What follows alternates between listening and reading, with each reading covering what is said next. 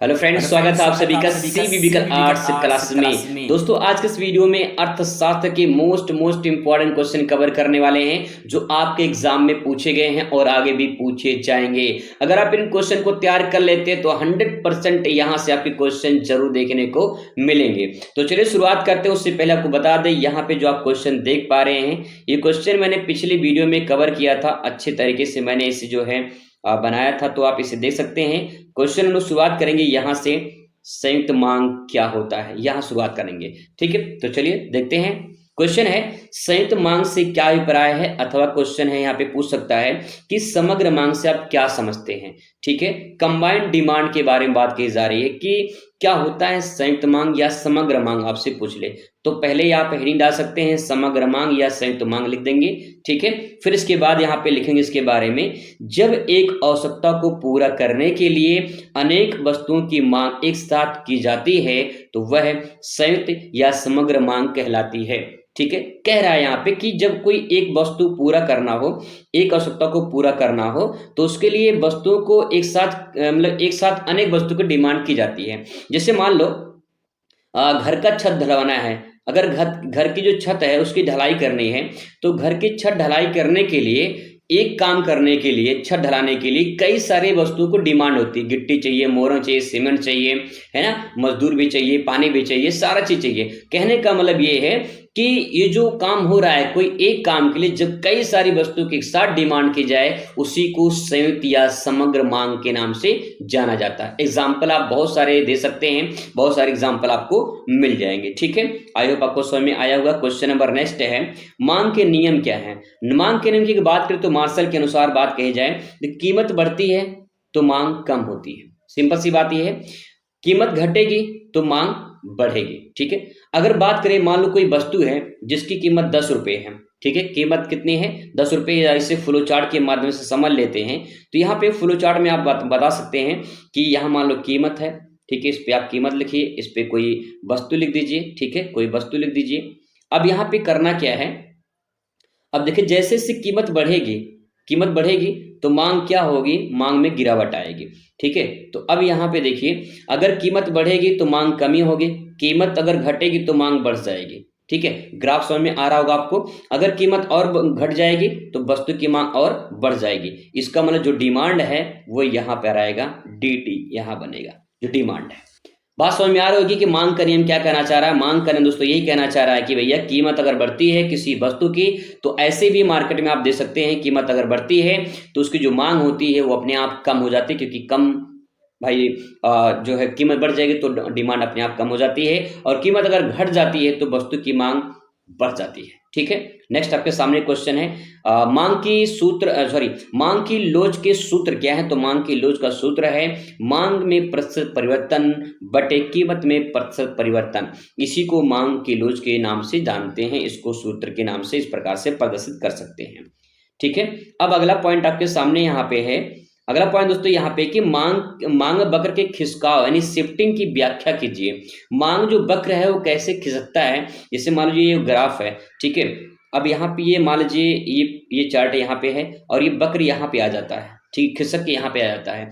तो ये वक्र जो खिसका है उसके पीछे क्या रीजन है, या फिर ऐसे भी कर सकते हैं, अगर ये जो है यहाँ पे है तो खिसक के यहाँ कैसे आया, उसके बारे में हम यहाँ पे समझना है। तो देखिए कैसे समझते हैं इसको।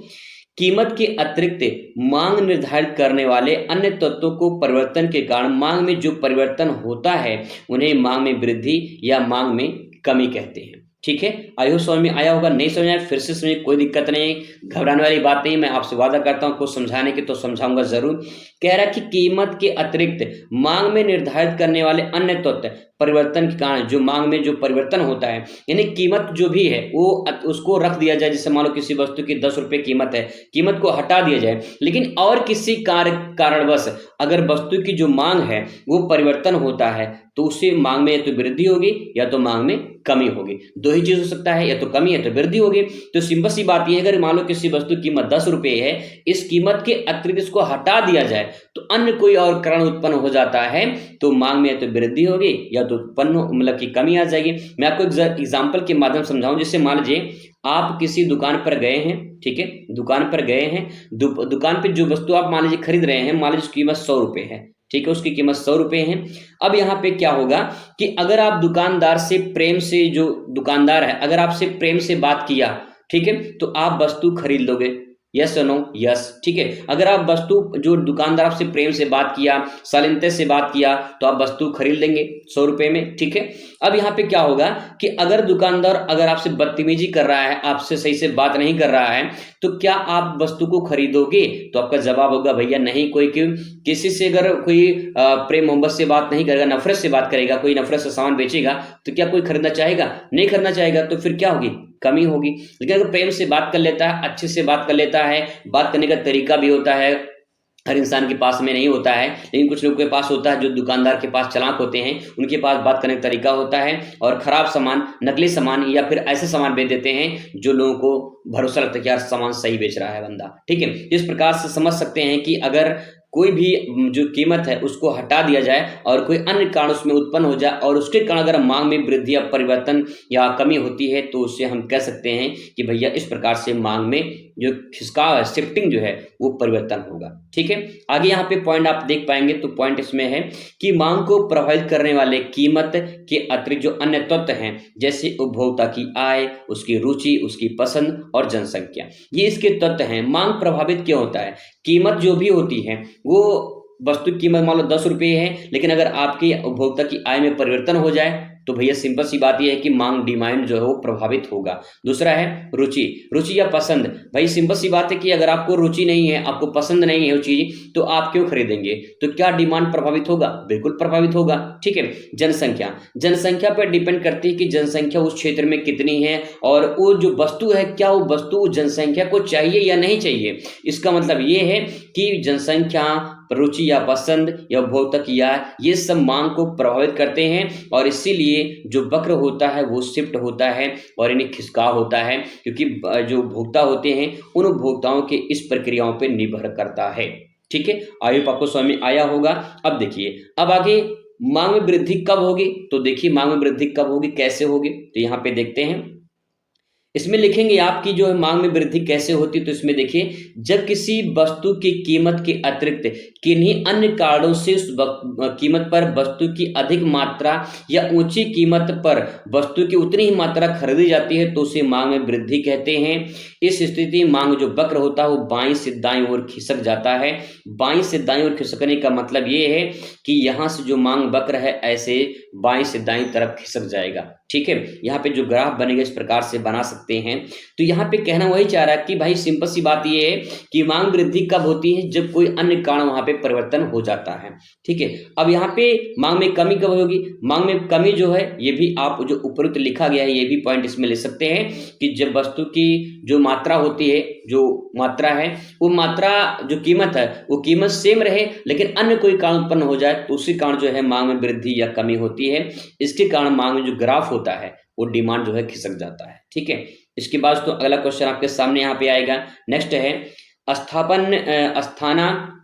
स्थानापन्न वस्तुएं क्या होती हैं, तो उसके बारे में समझना है। स्थानापन्न वस्तुएं क्या होती हैं, तो देखिए, वे वस्तु जो एक दूसरे के स्थान पर प्रयोग की जाती हैं उसे स्थानापन्न वस्तुएं कहते हैं। नाम से यह स्पष्ट स्थानापन्न यानी एक स्थान पे दूसरी वस्तु उपयोग करना, जैसे कि चाय नहीं है तो कॉफी पी लीजिए, गुड़ नहीं है तो चीनी खा लीजिए, ठीक है।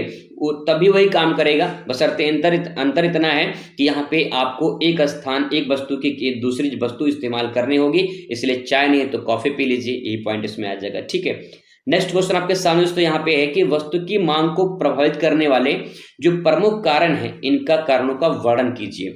तो देखिए, अब यहाँ पे एक स्मार्ट आंसर लिखेंगे, और दूसरी बात ये है कि आप अपने कॉपी को अगर लिखना चाहते हैं, अच्छे तरीके से पूरा नंबर पाना चाहते हैं, तो थोड़ा सा आप कुछ फ्लो चार्ट, डायग्राम इनका प्रयोग करिए, जिससे आपको बेहतर नंबर मिलेगा। तो क्वेश्चन है, वस्तु की मांग को प्रभावित करने वाले कारक हेडिंग बना लीजिए और इस प्रकार से एक फ्लो चार्ट बना लीजिए। तो यहाँ पे देखिए, पहला पॉइंट है कि व्यापार की दशाओं में परिवर्तन। व्यापार की दशाओं में परिवर्तन का मतलब ये है कि कह रहा है कि वस्तु की मांग प्रभावित कब होती है, जब व्यापार की दशाओं में परिवर्तन हो जाए, यानी व्यापार में आयात निर्यात में कुछ कमी हो जाए, आयात निर्यात में कुछ वृद्धि हो जाए, या कोई ऐसी बदलाव आ जाए व्यापार में जिससे मांग प्रभावित हो जाए। तो ये पॉइंट आप इसमें लिख सकते हैं। ठीक है, इसके बाद दूसरा पॉइंट इसमें है आय में परिवर्तन। आय में परिवर्तन का मतलब ये है कि आय में या तो वृद्धि होगी या तो कमी होगी। तो जब कमी होगी तब भी मांग प्रभावित होगा और वृद्धि होगी तब भी मांग प्रभावित होगा, यानी आय कहीं की मांग को प्रभावित करता है। ठीक है, नेक्स्ट है मुद्रा की मात्रा में परिवर्तन। मुद्रा की मात्रा में परिवर्तन का मतलब ये है कि जैसे जब 2000 का नोट आया था तो 2000 का नोट आने से बहुत सारे डिमांड जो है वो प्रभावित हुए थे, मांग प्रभावित हुआ था। ठीक है, तो कहने का मतलब ये कि जो मांग की मुद्रा है उसमें अगर कोई परिवर्तन होता है, बदलाव होता है, तो उससे भी मांग प्रभावित होता है। ठीक है, नेक्स्ट है मौसम में परिवर्तन। अगर मैं कहूँ कि ठंडी के मौसम में ठंडा पीजिए, क्या ठंडा पी पाएंगे आप लोग? तो कहने का मतलब ये है कि ठंडी के मौसम में हमें गर्म चीज चाहिए और गर्मी के मौसम में ठंडा चाहिए। इसका मतलब ये है कि जो भी वस्तु होती है, जो इसकी डिमांड होती है, वो सीजन के अनुसार मौसम पे भी निर्भर होता है। जैसा मौसम होता है वैसा उस वस्तु की डिमांड होती है। गर्मी के मौसम में कोई जैकेट स्वेटर पहन पाएगा? नहीं पहन पाएगा या नहीं पहनेगा, क्योंकि उसकी उस टाइम पे जरूरत ही नहीं है, उसकी डिमांड ही नहीं है। तो क्या आपको मार्केट में जो है वो वस्तु दिखाई देती है, मिलता है? नहीं मिलेगा, है ना। तो इसी प्रकार से आपको ठंडी के मौसम में जाइए मार्केट में, आपको स्वेटर जैकेट सब कुछ दिख जाएगा, क्योंकि उसकी डिमांड है उस समय पे। तो मौसम के अनुसार भी यहाँ पे परिवर्तन होता है। ठीक है, नेक्स्ट जनसंख्या में परिवर्तन। जनसंख्या में परिवर्तन का मतलब ये होता है कि किसी क्षेत्र में जो जनसंख्या निवास करती है वो उन जनसंख्या को किस चीज की आवश्यकता है, उनको क्या डिमांड है। तो जिस वस्तु की डिमांड होगी वहां पे अगर वो वस्तु मिल रही है तो वो मांग प्रभावित होगा, अगर वो वस्तु नहीं मिल रही है तब भी प्रभावित होगा। तो कहने का मतलब कि जनसंख्या में परिवर्तन या जनसंख्या पर भी निर्भर करता है कि मांग में परिवर्तन होना। ठीक है, नेक्स्ट इसमें जो भी फैशन होता है, जो रुचि होती है, फैशन और रुचि के अनुसार भी लोग अपने मांग को प्रभावित करते हैं। जैसे जैसे फैशन आगे बढ़ता है लोगों की डिमांड आगे परिवर्तन हो जाती है। और बहुत सारे आप देखेंगे कि जो लोग बाल कटवाते हैं तो अलग अलग जैसे फैशन आया वैसे वैसे डिमांड बढ़ गई। अब लोग फैशन में बाल कटवाने का जो पोजीशन वो चेंज हो गया है, हनी सिंह फनी सिंह कटवाते हैं। ठीक है भैया, तो इस प्रकार से इसके बारे में थोड़ा थोड़ा लिख सकते हैं कि व्यापार की दशाओं में परिवर्तन कैसे होता है, और फिर इसके बाद जो है कैसे आय में परिवर्तन होता है, मुद्रा की मात्रा में कैसे परिवर्तन होती है। ठीक है, इनको आप इस प्रकार से देख के आराम से समझ के लिख सकते हैं। ठीक है, अब इसकी बात करते हैं अगले क्वेश्चन पर। तो अगला क्वेश्चन आपके सामने यहाँ पे है, मांग की लोच को निर्धारित करने वाले कारकों की विवेचना कीजिए।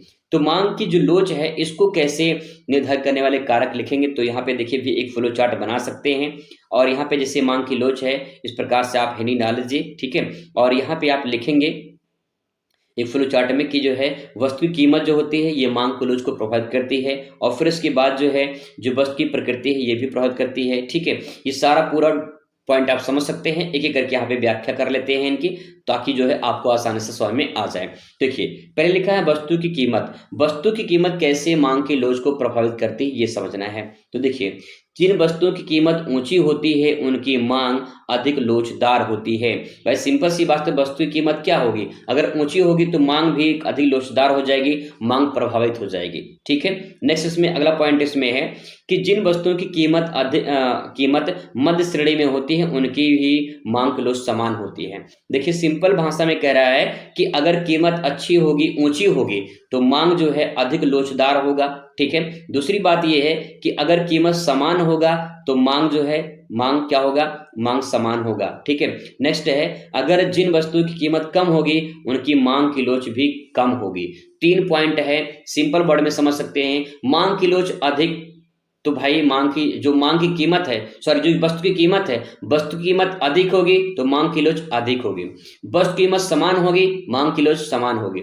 वस्तु कीमत निम्न होगी तो मांग की लोच भी क्या है, निम्न होगी। इसका मतलब ये है, तीनों पॉइंट आराम से समझ सकते हैं, एक में उच्च है, एक में बराबर है, एक में निम्न है, तो ऐसे आप आराम से लिख सकते हैं। ठीक है, नेक्स्ट पॉइंट इसमें लिखेंगे वस्तु की प्रकृति। वस्तु की प्रकृति का मतलब ये है इसमें कि जो अनिवार्य वस्तुएं हैं, अनिवार्य वस्तुओं की पूर्ति करने के लिए वस्तुओं की मांग बेलोचदार होती है, क्योंकि वस्तुओं के अधिक समय तक संतुष्ट नहीं रखा जा सकता है। भाई देखिए जो आप एक मोबाइल खरीद लीजिए, एक मोबाइल से 10 साल तक आप जो है अपना उससे संतुष्ट नहीं रह पाएंगे। जो नया मार्केट में सामान आ जाएगा आपको फिर वो लुभावना लगने लगेगा। इसका मतलब ये है कि जो वस्तु नई नई मार्केट में आती रहती है उससे लोग हम प्रभावित होते हैं, और फिर जो हमारी पुरानी वस्तु होती है वो कहीं न कहीं उससे हम उससे संतुष्ट नहीं हो पाते। तो वही कह रहा है कि इसमें कोई भी हो उसके जो वस्तु होती है उससे हम अधिक दिन तक संतुष्ट नहीं रह पाते हैं। ठीक है, इसमें लिखेंगे इसके विपरीत आरामदायक आवश्यकताओं की पूर्ति करने के लिए वस्तु की मांग औसत लोचदार तथा विलासिता वस्तु की मांग अधिक और अत्यधिक लोचदार होती है। ठीक है, इस प्रकार से पॉइंट को आराम से समझने की कोशिश करेंगे और लिखेंगे। ठीक है, ऐसे ही पॉइंट आप और भी ले सकते हैं। ठीक है, इसके बाद तो आपका क्वेश्चन शुरुआत होगा यहाँ से नेक्स्ट, और इन क्वेश्चन को भी कवर करेंगे हम लोग अगली वीडियो में। चलिए मुलाकात करते हैं नेक्स्ट वीडियो में, तब तक खुश रहिए, मस्त रहिए और जिंदगी में स्वस्थ रहिए। धन्यवाद।